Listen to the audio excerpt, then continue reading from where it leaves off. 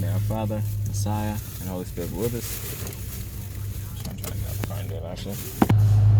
I'm sorry, it's a little noisy out here. I'm outside, and I'm just trying to get my reading done. Get it in.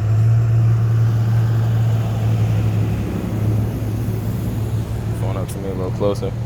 It's Genesis 22, and it came to be after these events that Elohim tried Abraham and said to him, Abraham, and he said, Here I am. And our father said, Take your son, now your only son Yitzchak, whom you love, and go to the land of Moriah, and offer him there as an ascending offering on one of the mountains which I command you. And Abraham rose early in the morning and saddled his donkey, and took 2 of his young men with him, and Isaac his son, and he split the wood for the ascending offering, and arose and went to the place which our Father in heaven had commanded him. And on the 3rd day Abraham lifted his eyes and saw the place from a distance. So Abraham said to his young men, Stay here with the donkey, while the boy and I go over there and worship and come back to you. And Abraham took the wood of the ascending offering and laid it on Yitzchak his son.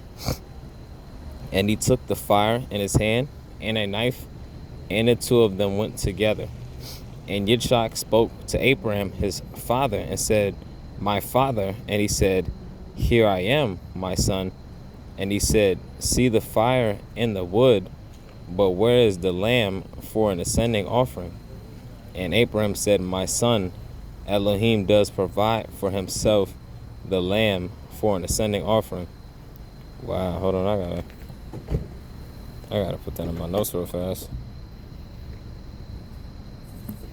Because right here he said, And Abraham said, My son, Elohim does provide for himself the lamb for an ascending offering.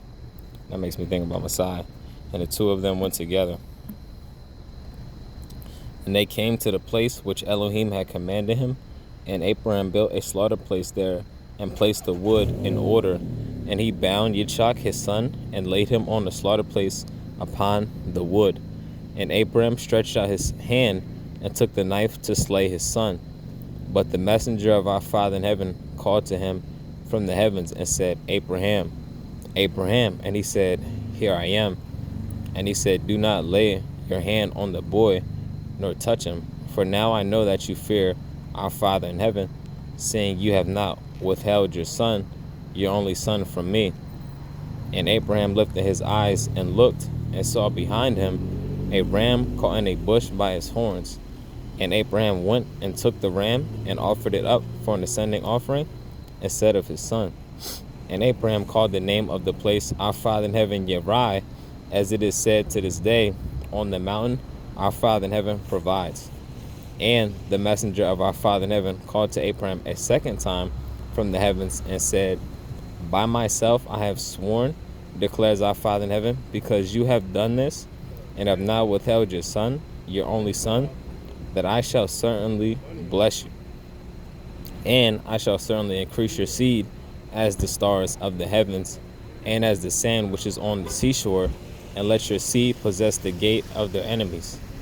And in your seed all the nations of the earth shall be blessed, because you have obeyed my voice. Oh man, no, that's thorough.